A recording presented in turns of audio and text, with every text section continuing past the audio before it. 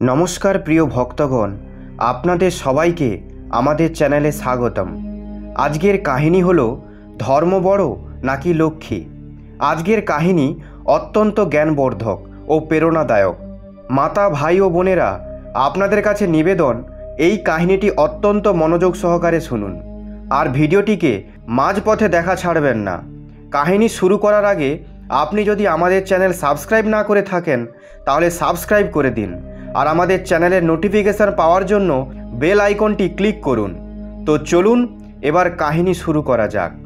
একবার লক্ষ্মী ও ধর্মের মধ্যে বিবাদ হয়েছিল। লক্ষ্মী বললেন আমি বড়, ধর্ম বললেন আমি বড়। দুজনের মধ্যে বিশাল বিবাদ লেগেছিল। তখন লক্ষ্মী বলেছিলেন আমাদের মহারাজ ইন্দ্রের কাছে যাওয়া উচিত, তিনি এর সিদ্ধান্ত নেবেন। তখন ধর্ম বললেন ঠিক আছে। তারা দুজনেই মহারাজ ইন্দ্রের কাছে গেলেন।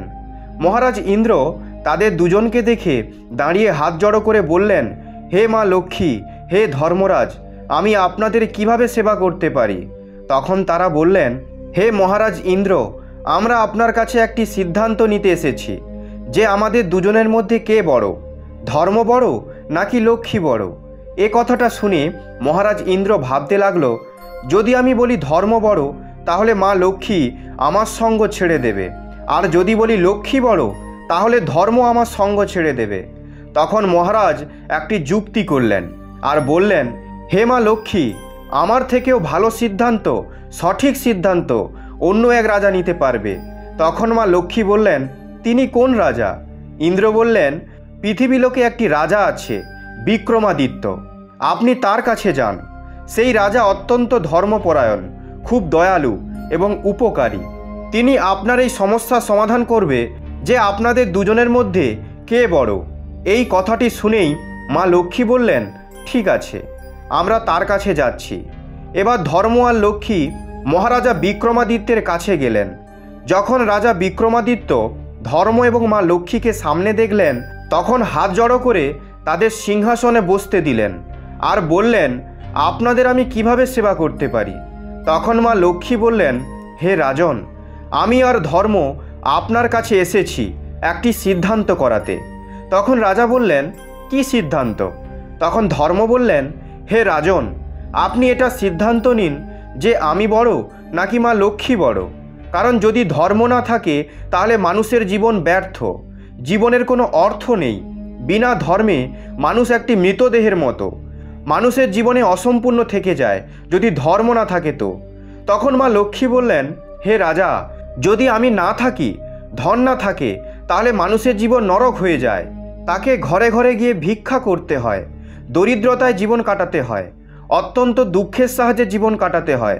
রাজা বিক্রমাদিত্য দুজনের কথা শুনলেন আর বললেন আমি আপনাদের কথা মন দিয়ে শুনলাম এবং বুঝলাম।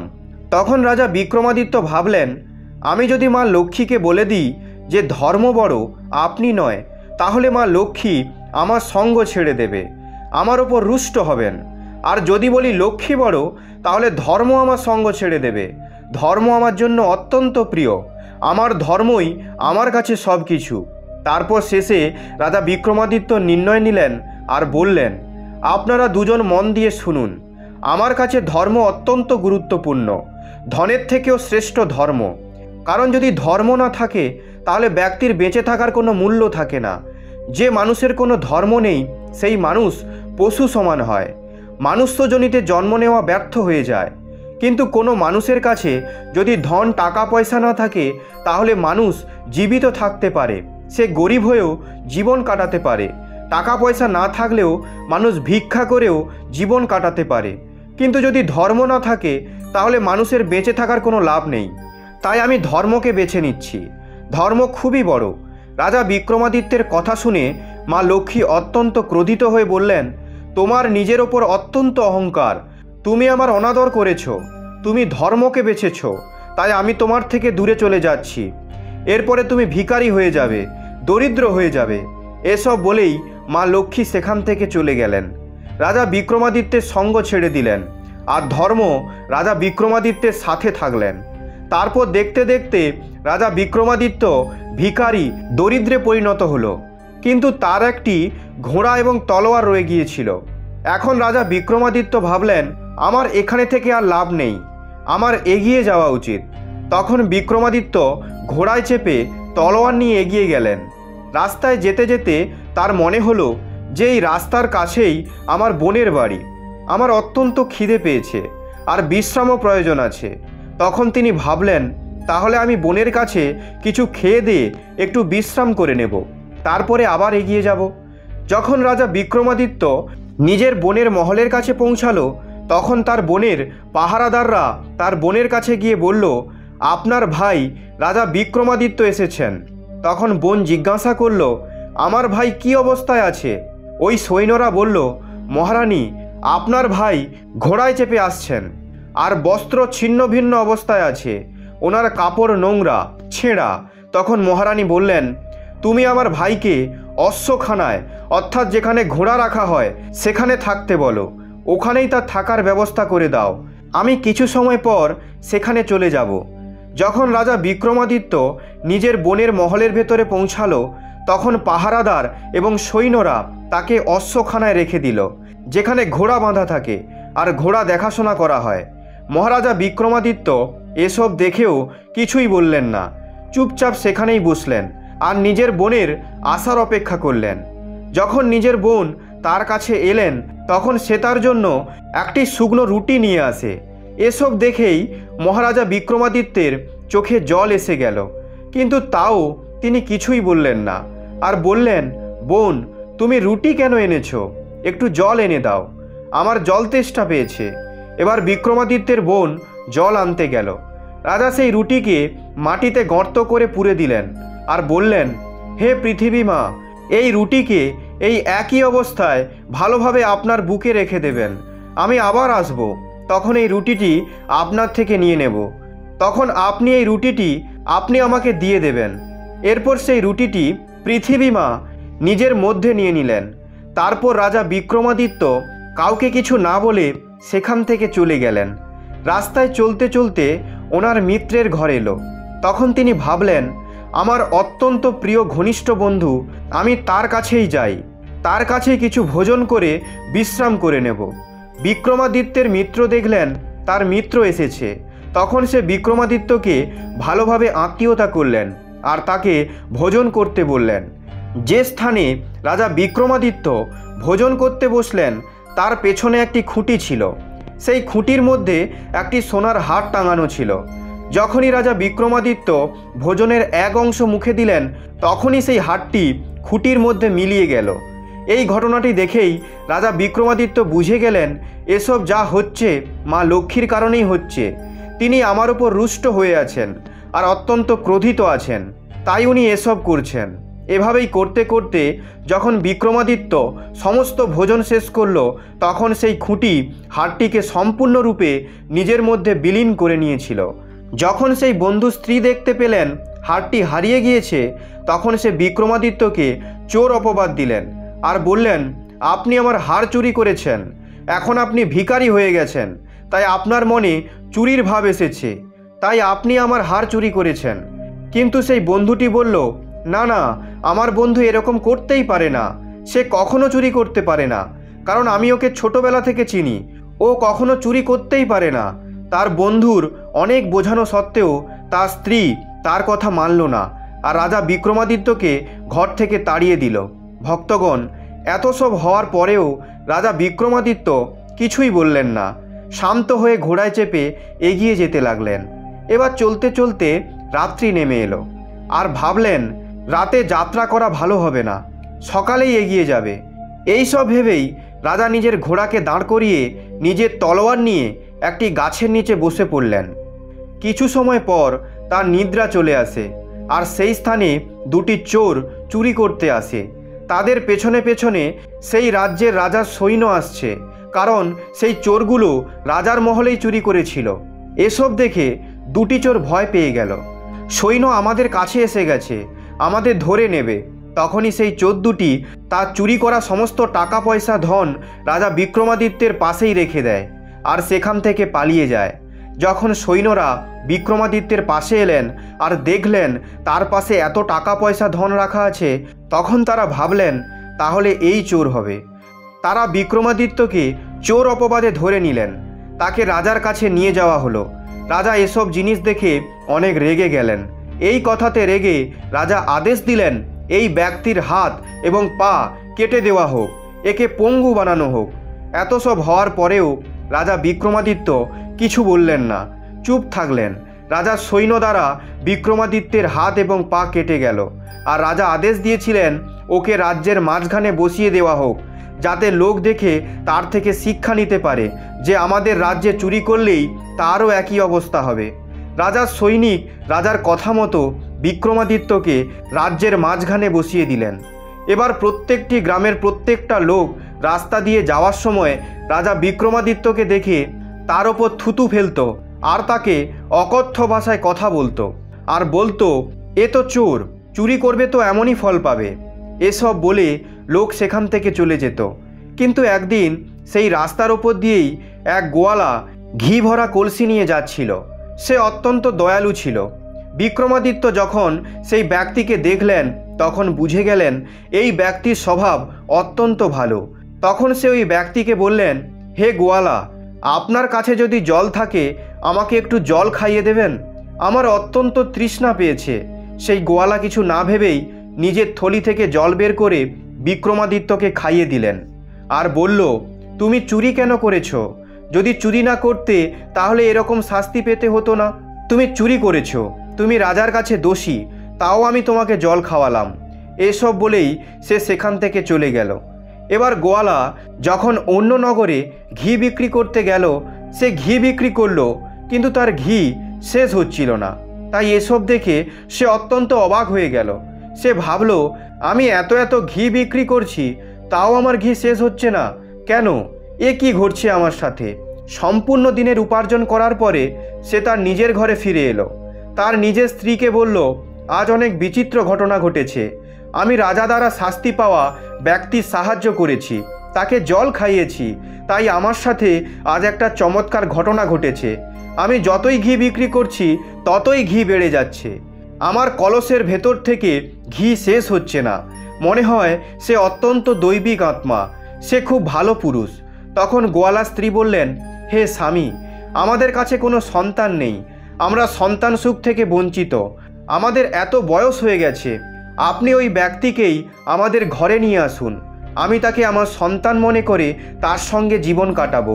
তখন গোয়ালা বলল, তোমার কথা তো ঠিক আছে, কিন্তু আমাদের আগে রাজার থেকে আদেশ নিতে হবে, তার অনুমতি নিতে হবে। তখন তার স্ত্রী বললেন, সেই বেচারার হাত পা নেই, আমাদের সাথে থাকলে তার মনও ভালো থাকবে আর আমাদের একটি পুত্র হওয়ার অনুভবও প্রাপ্ত হবে। তখন সেই গোয়ালা নিজের স্ত্রীর কথা শুনে রাজার কাছে গেল আর বলল, মহারাজ, আপনি যেই অপরাধীর হাত পা কেটে রাজ্যের মাঝখানে বসিয়ে রেখেছেন, আমি তাকে দত্তক নিতে চাই, তাকে আমার সাথে নিয়ে যেতে চাই। এখন মহারাজ বললেন, এমনিতেই সে আমাদের কোনো কাজের নয়, আমাদের নগরে একটা বোঝা হিসাবে পড়ে রয়েছে, তুমি নিয়ে যাও, আমার কোনো অসুবিধা নেই। এই শুনে গোয়ালা দৌড়ে দৌড়ে গিয়ে রাজা বিক্রমাদিত্যকে নিজের চাকর দ্বারা তুলে নিজের ঘরে আনলেন। তাকে স্নানাদি করিয়ে পরিষ্কার করলেন, বস্ত্র পরালেন, ভোজন করালেন। তারপর বললেন, আজ থেকে তুমি আমার পুত্র, আমাদের কোনো সন্তান নেই, আমাদের বয়স হয়ে গেছে, কমপক্ষে শেষ জীবনে আমাদের সন্তান সুখ প্রাপ্ত হবে, তাই আমরা তোমাকে আমাদের কাছে এনেছি। তুমি কি আমাদের সন্তান হতে চাও? রাজা বিক্রমাদিত্য বললেন, হ্যাঁ, আমি আপনার পুত্র হতে চাই। এবার রাজা বিক্রমাদিত্য সেই গোয়ালার পুত্র হয়ে ওখানে থাকতে লাগলেন। ভক্তগণ, সেই রাজ্যের রাজার একটা কন্যা ছিল। সে অত্যন্ত বিদূষক এবং দূরদর্শী ছিল। সে যখনই গান গাইত দ্বীপ জ্বলে উঠত। তাই সে সন্ধ্যাবেলা গান গাইত, তখন পুরো নগরেই দ্বীপ জ্বলে যেত। আবার যখন রাত্রি শেষ হয়ে যেত তখন রাজকুমারী গান গেয়ে সব দ্বীপদের নিভিয়ে দিত। কিন্তু এই সব জিনিস রাজা বিক্রমাদিত্য দেখলেন। রাজা বিক্রমাদিত্য গান গেয়ে দ্বীপ আবার জ্বালিয়ে দিলেন। এই ঘটনা রাজকুমারী দেখলেন। তিনি ভাবলেন, এ আর কেউ নয়, রাজা বিক্রমাদিত্যই হবে, তিনি এই নগরেই আছেন। এটা ভেবে সেই রাজকুমারী অত্যন্ত প্রসন্ন হলেন। এভাবেই কিছুদিন কেটে গেল। তারপর রাজা নিজের কন্যা স্বয়ম্বর সভা আয়োজন করল। দূর দূর থেকে অনেক রাজা মহারাজা সেই রাজকুমারীর স্বয়ম্বরে উপস্থিত হলেন। আর সেই সময় রাজা গোয়ালাকে আদেশ দিয়েছিলেন তার 100 কলসি ঘি লাগবে। এবার গোয়ালা অত্যন্ত ধর্ম সংকটে পড়ে গিয়েছিল যে রাজকুমারীর স্বয়ম্বর আছে, সারা রাজ্যে ঘিয়ের দীপক প্রজ্বলিত করতে হবে, ঘি দিয়ে খাবার তৈরি হবে, তাই 100 কলসি ঘি লাগবে। আমি কিভাবে এত ঘি আয়োজন করব? তখন রাজা বিক্রমাদিত্য বললেন, আপনি চিন্তিত হবেন না, এসব আমার ওপর ছেড়ে দিন, আমি ঘিয়ের আয়োজন করে নেব। সেই গোয়ালা বলল, হে পুত্র, তোমার হাত পা নেই, তুমি কিভাবে ঘিয়ের আয়োজন করবে? কোথায় যাবে? কিভাবে আনবে? বিক্রমাদিত্য বললেন, পিতা, আমি বললাম না, আপনি চিন্তা করবেন না, আপনি এটা আমার ওপর ছেড়ে দিন, আপনি নিশ্চিন্তে থাকুন। কাল রাজকুমারীর স্বয়ম্বরে আমিও যেতে চাই। যখন ঘিয়ের আয়োজন হয়ে যাবে তখন স্বয়ম্বরে যাওয়ার সময় আপনি আমাকেও নিয়ে যাবেন। বিক্রমাদিত্য বললেন, হে পিতা, আপনি রাজাকে বলে দিন যে 100টি কলসি পাঠিয়ে দিতে, ঘিয়ের ব্যবস্থা হয়ে যাবে। রাজার মহল থেকে তার সৈন্যরা 100টি কলসি পাঠিয়ে দিল আর বিক্রমাদিত্যকে দিয়ে দিল। যখন রাত্রি সময় হলো তখন বিক্রমাদিত্য নিজের তপবল আর শক্তি দ্বারা সেই 100টি কলসি ঘি দ্বারা ভরিয়ে দিল। যখন সকাল হলো তখন গোয়ালা দেখল এত ঘি, তখন সে অত্যন্ত প্রসন্ন হয়ে গেল। তখন সে জেনে গেল আমার পুত্র অত্যন্ত দিব্য। গোয়ালা খুশি খুশি 100 কলসি ঘি রাজার কাছে পাঠিয়ে দিল। এবার সে রাজকুমারী স্বয়ম্বরে যাওয়ার জন্য তৈরি হতে লাগলো, নিজের পুত্রকেও তৈরি করলো। রাজা বিক্রমাদিত্যকে স্নান আদি করিয়ে পরিষ্কার এবং সুন্দর বস্ত্র পরালেন আর নিজের চাকরের সাহায্যে বিক্রমাদিত্যকে রাজার মহলে নিয়ে গেলেন। রাজকুমারীর স্বয়ম্বরে অনেক দূর দূর থেকে অনেক রাজকুমার উপস্থিত হয়েছিল। সবাই সিংহাসনে বসেছিল, কিন্তু রাজা বিক্রমাদিত্য একটি কোণে বসেছিল। যখন স্বয়ম্বরের সময় হলো তখন রাজকুমারী সেখানে উপস্থিত হলেন হাতে জয়মালা নিয়ে। তিনি রাজা বিক্রমাদিত্যকে খুঁজতে লাগলেন। তিনি ভাবলেন, আমি বিবাহ করলেই ওনাকেই করব, আমি ওনার গান শুনেছি, উনি এই নগরেই আছেন। যদি তিনি এই নগরেই আছেন তাহলে নিশ্চয়ই আমার স্বয়ম্বরে উপস্থিত হবেন। এসব ভেবে রাজকুমারী তাকে স্বয়ম্বরে খুঁজতে লাগলেন, কিন্তু তিনি রাজা বিক্রমাদিত্যকে কোথাও খুঁজে পেলেন না। তারপর তার নজর কোণে থাকা একটি ব্যক্তির কাছে গেল। সেই ব্যক্তির মুখ এবং শরীর থেকে অন্য একরকম আভা প্রজ্বলন হচ্ছিল। তখন রাজকুমারী বুঝে গিয়েছিল যে ওই ব্যক্তি রাজা বিক্রমাদিত্য হতে পারে। আর বিনা কিছু ভেবেই রাজকুমারী জয়মালা নিয়ে রাজা বিক্রমাদিত্যকে পরিয়ে দিলেন, তাকে ওনার বর হিসাবে বেছে নিলেন। সেই স্বয়ম্বরে উপস্থিত অন্যান্য রাজারা এসব দেখে অত্যন্ত রেগে গেলেন। তারা বলল, মহারাজ, আপনি আমাদের অপমানিত করেছেন। আপনি যদি জানতেনই আপনার পুত্রী এক পঙ্গু হাতপাহীন ব্যক্তিকে বিয়ে করবে, তাহলে আপনি আমাদের এখানে কেন ডাকলেন? আপনি আমাদের এখানে ডেকে অপমান করতে চাইলেন। তখন রাজা বললেন, সবার কাছ থেকে আমি ক্ষমা চাইছি, আমাকে ক্ষমা করে দিন, আমার ভুল হয়ে গেছে। এবার কি করা যাবে? এটাই তো নিয়ম। কন্যা যার গলায় বরমালা দেবে তার সাথেই তো বিবাহ হবে। তার জন্য আমি আপনাদের কাছ থেকে ক্ষমা চাইছি। এবার কোনো উপায় না থাকায় রাজা তার কন্যার বিবাহ বিক্রমাদিত্যের সাথে দিয়ে দিল আর তাকে তার শ্বশুর বাড়িতে পাঠিয়ে দিল। এবার রাজা বিক্রমাদিত্য তার নববধূকে নিয়ে গোয়ালার বাড়িতে গেল আর সেখানেই ভালোভাবে থাকতে লাগলো। একদিন রাজা বিক্রমাদিত্য তার স্ত্রীকে বললেন, হে প্রিয়, আমার হরিণের মাংস খেতে ইচ্ছা করছে, তুমি তোমার ভাইয়ের থেকে হরিণের মাংস এনে দাও। এসব শুনে রাজকুমারীর মনে হলো না যে সে তার ভাইয়ের থেকে কিছু চেয়ে আনবে। নিজের স্বামীর ইচ্ছার মান রাখার জন্য তার ভাইয়ের কাছে গেল আর তার বৌদিকে বলল যে, বৌদি, আমার হরিণের মাংস খাওয়ার ইচ্ছা হয়েছে, আপনি আমাকে হরিণের মাংস দিয়ে দিন। সে নিজের স্বামীর অপমান করতে চায়নি, তাই সে তার বৌদিকে বলেছে যে তার হরিণের মাংস খেতে ইচ্ছা করছে। তার স্বামীর মাংস খেতে ইচ্ছা করছে এই কথাটি সে বলেনি। এসব শুনে রাজকুমারীর বৌদি তাকে নিয়ে হাসাহাসি করল। যদি এতই মাংস খেতে ইচ্ছা করছে তাহলে তুমি একজন পঙ্গুকে কেন বিয়ে করলে? তোমার একজন ভালো পুরুষকে বিবাহ করা উচিত ছিল, তাহলে সেই তোমাকে হরিণের মাংস খাওয়াতো। এইসব কথা শুনেই সেই রাজকুমারী সেখান থেকে চলে গেল আর নিজের স্বামীকে বলল, আমি নিজের ঘরে গিয়েছিলাম, কিন্তু সেখানে আমাকে এরকম কথা শুনতে হলো। তখন রাজা বিক্রমাদিত্য বলল, ঠিক আছে, কোনো ব্যাপার নয়, তুমি আবার তোমার বৌদির কাছে যাও আর বলবে আমার স্বামীর তলোয়ার আর ঘোড়া ফেরত দিতে। আর ঘোড়া আর তলোয়ার আসতে না চাইলে এই রুমালটা তাদের দেখিয়ে দেবে, তারা শান্ত হয়ে চলে আসবে। এবার রাজকুমারী রুমালটি নিয়ে তার বৌদিদের কাছে গেল আর বৌদিকে বলল, আপনি আমার স্বামীর ঘোড়া এবং তলোয়ার আমাকে দিয়ে দিন। তখন সেই রাজকুমারীর বৌদি ভাবল, এমনিতেই এই তলোয়ার আর ঘোড়া আতঙ্ক করে রেখেছে, জীবন কষ্টদায়ক করে তুলেছে, এর থেকে তো ভালো হবে এসব রাজকুমারীকে দিয়ে দেব, আমার শান্তি হবে।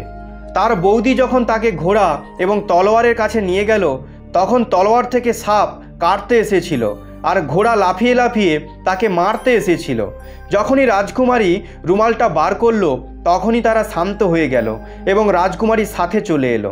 ঘরে আসার পর বিক্রমাদিত্য বললেন, আমাকে ঘোড়ার ওপর বসিয়ে দাও, আমি নিজে শিকার করতে যাব। তখন রাজকুমারী বলল, তুমি এসব কি কথা বলছো? তোমার হাত পা নেই, তুমি কিভাবে ঘোড়ায় চেপে যাবে, কিভাবে শিকার করবে? তখন বিক্রমাদিত্য বললেন, পিতা, আপনি আর আপনার চাকরের সাহায্যে আমাকে ঘোড়ায় চাপিয়ে দিন। তার ছেলের জেদে গোয়ালাও রাজি হয়ে গেল। গোয়ালা তার চাকরকে দিয়ে আর নিজের সাহায্য করে বিক্রমাদিত্যকে ঘোড়ায় চাপিয়ে দিলেন। ঘোড়ায় চাপানোর পরই গোয়ালা দেখতে পেল রাজা বিক্রমাদিত্যের হাত পা দেখা যাচ্ছে, তার হাত পা উদয় হয়েছে, সে আবার সুস্থ হয়ে উঠেছে। এই চমৎকার দেখে তার চোখকে বিশ্বাস হলো না। এরপরই তার স্ত্রী তাকে জিজ্ঞাসা করতে লাগলো, হে মহারাজ, এটা কিভাবে সম্ভব হলো? তার আগেই রাজা বিক্রমাদিত্য বলল, আমি আগে শিকার করে আসি, তারপর বলবো এসব কিভাবে হলো। রাজা বিক্রমাদিত্য শিকার করার জন্য একটি জঙ্গলে গেলেন। অনেক শিকার করার পর সে সমস্ত শিকার থেকে কান এবং লেজ কেটে আনলেন আর বাকি সব কিছু ওখানেই ছেড়ে চলে আসলেন। আর সেই জঙ্গলে সেই দিনেই রাজকুমারীর ভাইও শিকার করতে গিয়েছিল।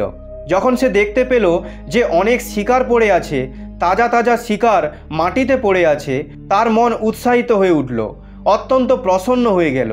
নিজের শিকার না করেই পড়ে থাকা শিকারগুলোই সে তুলে নিলেন আর এগিয়ে গেল। এখন রাজা বিক্রমাদিত্য ঘরে ফিরে এলেন। তখন তার নিজের স্ত্রীকে তার হাত পা কীভাবে ফিরে এলো, কিভাবে সে ঠিক হয়ে গেল, এইসব বলল। তিনি বললেন, আমার ঘোড়া এবং তলোয়ার, এদের জন্যই আমার হাত পা ঠিক হয়ে গেছে, আর আমার নাম বিক্রমাদিত্য, আমি একটি রাজা। এসব শুনেই সেই গোয়ালা রাজা বিক্রমাদিত্যের পায়ে পড়ে গেল আর বলল, আমাকে ক্ষমা করে দেবেন, আমার দ্বারা যা ভুল হয়েছে তার জন্য ক্ষমা করে দেবেন। তখন রাজা বিক্রমাদিত্য বললেন, আপনার এখানে কোনো ভুল নেই, আপনি তো আমার আপনজনের থেকেও অনেক ভালো ব্যবহার আমার সাথে করেছেন, আমাকে নিজের পুত্র হিসাবে রেখেছেন। এরপর রাজা বিক্রমাদিত্য তার স্ত্রীকেও বললেন, তুমি আবার তোমার বৌদির কাছে যাও আর বলো, আমার ভাই যে শিকার করে এনেছে সেগুলো দেখতে চাও। আর যখন তোমার বৌদি সেই শিকারগুলি তোমাকে দেখাবে, এই থলিতে যেটা আমি তোমাকে দিচ্ছি সেটা সেখানে বের করে দেবে আর আমার সম্বন্ধে বলবে। এসব শুনেই রাজকুমারী তার বৌদির কাছে চলে গেল আর বলল, বৌদি, আজ ভাই যা শিকার করে এনেছে সেগুলো দেখতে চাই আমি। তখন বৌদি বলল, ঠিক আছে, কোনো ব্যাপার নয়, তোমার স্বামী তো শিকার করতে পারে না, তাহলে আমার স্বামী যা শিকার করেছে সেগুলোই দেখো। রাজকুমারীর বৌদি সেই শিকারগুলি তাকে দেখালো। তখন রাজকুমারী বলল, এই শিকারের কান এবং লেজ কোথায়? এই বলেই রাজকুমারী সঙ্গে করে যে থলিটা এনেছিল তা উল্টে দিল। এই থলি থেকেই কান এবং লেজ বেরিয়ে এলো। তখন রাজকুমারী বলল, এই শিকার আমার স্বামীর দ্বারাই করা হয়েছে। তখন রাজকুমারী সেই সমস্ত কথা তাদের বলল। আমার স্বামী কোনো সাধারণ ব্যক্তি নয়, তিনি রাজা বিক্রমাদিত্য। এসব শুনে বৌদি অবাক হয়ে গেল আর এসব কথা রাজার কাছেও গেল। রাজা দৌড়ে দৌড়ে তার কন্যার কাছে এলো আর বলল, আমাকে ক্ষমা করে দাও, আমি ভুল করেছি, আমি আমার জামাইকে মহলে আনতে চাই। বিক্রমাদিত্য মহলে গেল। রাজা তাকে প্রণাম করলেন আর বললেন, হে মহারাজ, আমার ভুল হয়ে গেছে, আপনি এত ধর্মপরায়ণ ব্যক্তি আর আমি তোমার হাত পা কেটে দিয়েছি, কিন্তু তাও আপনি আমাকে ক্ষমা করে দিন। তখন রাজা বিক্রমাদিত্য বললেন, আপনার কোনো ভুল নেই, এইসব যা কিছু হয়েছে মা লক্ষ্মীর কারণে হয়েছে, উনি আমার উপর রুষ্ট ছিলেন, তাই আপনাদের মতিভ্রম হয়েছিল, এসবের কারণেই এত কিছু হলো, এসবে আপনার কোনো দোষ নেই। এরপর রাজা তার জামাইয়ের অনেক খাতির যত্ন করল আর নিজের কন্যা এবং জামাইকে কিছুদিন নিজের মহলেই রাখল। এবার রাজা বিক্রমাদিত্য বলল, আমার নিজের নগরে যাওয়ার ইচ্ছা হয়েছে, আমি আমার নগরে যেতে চাই। তখন রাজা অনেক ধন টাকা পয়সা দিয়ে জামাইয়ের সাথে বিদায় করল। ফেরত আসার সময় রাস্তায় রাজা বিক্রমাদিত্যের বন্ধুর বাড়ি পড়ল। তিনি তার মিত্রের বাড়ি গেল। বিক্রমাদিত্যের মিত্র তাকে দেখে অত্যন্ত প্রসন্ন হলেন, আর সেবা সৎকার করার পর বিক্রমাদিত্যের মিত্র তাকে ভোজন করার আগ্রহ করল। যখন খাবার সামনে এলো, খাবার খাওয়ার সময় প্রথম অংশ মুখে দেওয়ার পরেই সেই খুঁটি বিলীন হয়ে যাওয়া সেই সোনার হারটি দেখা দিতে লাগলো। এসব দেখেই সেই মিত্রের স্ত্রী হাত জড়ো করে বসে পড়ল। আমাকে ক্ষমা করে দেবেন, আমার মনে হয়েছিল আপনি হারটি চুরি করেছেন। এটা তো খুঁটিতেই ছিল, খুঁটির মধ্যেই বিলীন হয়ে গিয়েছিল। আমাকে ক্ষমা করে দেবেন, আমি আপনাকে চোর বলেছি, নিজের ঘর থেকে বার করে দিয়েছি, আমাকে ক্ষমা করে দেবেন। তখন রাজা বিক্রমাদিত্য বললেন, এতে আপনার কোনো দোষ নেই, এসব যা হয়েছে মতিভ্রমের কারণে হয়েছে। মা লক্ষ্মী আমার ওপর রুষ্ট ছিলেন, তাই এসব হয়েছে। এরপর নিজের মিত্রকে ক্ষমা করে রাজা বিক্রমাদিত্য সেখান থেকে বিদায় জানালেন। আগে এগিয়ে গিয়ে রাস্তায় আবার তার বোনের মহল পড়ল। সে তখন তার বোনের মহলে গেল। রাজা বিক্রমাদিত্যকে দূর থেকে আসতে দেখে সৈন্যরা তার বোনের কাছে অর্থাৎ তাদের মহারানীর কাছে গেল আর বলল, আপনার ভাই আপনার কাছে আসছে। তখন তার বোন বললেন, আমার ভাই কি অবস্থায় আছে? তখন সেই সৈন্যরা বলল, আপনার ভাই অনেক সোনার গয়না নিয়ে ঘোড়ায় বসে তার স্ত্রীর সাথে আসছেন। তখন মহারানী বলল, আমার ভাইয়ের ভালোভাবে স্বাগত করার আয়োজন করো, তার রাজমহলে থাকার ব্যবস্থা করো। যখন রাজা বিক্রমাদিত্য তার বোনের মহলে এসে উপস্থিত হলো, তখন তার অত্যন্ত আতিথেয়তা হলো, তাকে রাজমহলে থাকতে দিল। রাজা বিক্রমাদিত্য নিজের বোনের হাত ধরল আর তাকে সেই অশ্বখানায় নিয়ে গেল, যেখানে ঘোড়া বাঁধা হয়, আর পৃথিবী মাকে বলল, হে মা, আমি আপনার থেকে সেই রুটিটি নিতে এসেছি, কৃপা করে আপনি আমাকে সেটি ফেরত দিয়ে দিন। এটা শুনেই সেই অংশের মাটি ফেটে রুটি বেরিয়ে এলো। সেই রুটি উঠিয়ে রাজা বিক্রমাদিত্য বললেন, হে বোন, তুমি আমাকে আগের বার আসতে এই রুটিটা খেতে দিয়েছিলে। তখন তার বোন জোরে জোরে কাঁদতে আরম্ভ করলো আর বলল, আমার ভুল হয়ে গেছে, আমি আপনার সাথে যা ব্যবহার করেছি তার জন্য আমাকে ক্ষমা করে দিন। রাজা বিক্রমাদিত্য বললেন, না, আমি তোমার ওপর রেগে নেই, কিন্তু আমি তোমাকে এটাই বলতে চাই যে আপন লোকের সাথে কেমন ব্যবহার করা উচিত। আপনজনের সাথে যে কোনো পরিস্থিতিতে কিভাবে ব্যবহার করতে হয় এটাই আমি তোমাকে শেখাতে চাইছি। কিন্তু তুমি ভেবো না আমি তোমার ওপর রেগে আছি। তোমার এটা শেখা উচিত নিজের লোকের সাথে কিভাবে ব্যবহার করতে হয়। এসব শুনেই রাজা বিক্রমাদিত্যের বোন অত্যন্ত লজ্জিত হলো। যখন রাজা বিক্রমাদিত্য নিজের নগরে ফিরে এলো, তখন নগরের মুখ্য দুয়ারে মা লক্ষ্মী রাজা বিক্রমাদিত্যের অপেক্ষা করছিলেন। মা লক্ষ্মী বললেন, রাজা বিক্রমাদিত্য, আমি তোমার অনেক পরীক্ষা নিয়েছি, আমি তোমাকে অনেক কষ্ট দিয়েছি, কিন্তু তুমি এই পরীক্ষায় সফল হয়েছ। আমি মেনে নিচ্ছি ধর্ম সব থেকে বড়, আমার থেকেও বড় ধর্ম। যেখানে ধর্ম থাকবে সেখানেই লক্ষ্মী থাকবে। আমি তোমাকে আশীর্বাদ দিচ্ছি, চিরকাল যতদিন পৃথিবী থাকবে ততদিন তোমাকে কেউ ভুলবে না, ততদিন তোমাকে স্মরণ করা হবে। এই আশীর্বাদ দেওয়ার পরেই মা লক্ষ্মী সেখান থেকে চলে গেলেন, আর রাজার রাজমহল রাজশাসন আবার ফিরে পেল। রাজা বিক্রমাদিত্য নিজের মহলেই সুখে শান্তিতে থাকতে লাগলো। তো প্রিয় ভক্তগণ, আপনাদের এই কাহিনী কেমন লাগলো? আশা করব ভালো লেগে থাকবে। যদি এই কাহিনীটি ভালো লেগে থাকে তাহলে চ্যানেলটি সাবস্ক্রাইব করে সাথে কমেন্টে জয় মা লক্ষ্মীর জয়, ধর্মরাজের জয় অবশ্যই লিখবেন। কথা হবে পরবর্তী ভিডিওতে। ততদিন ভালো থাকবেন, সুস্থ থাকবেন। ধন্যবাদ।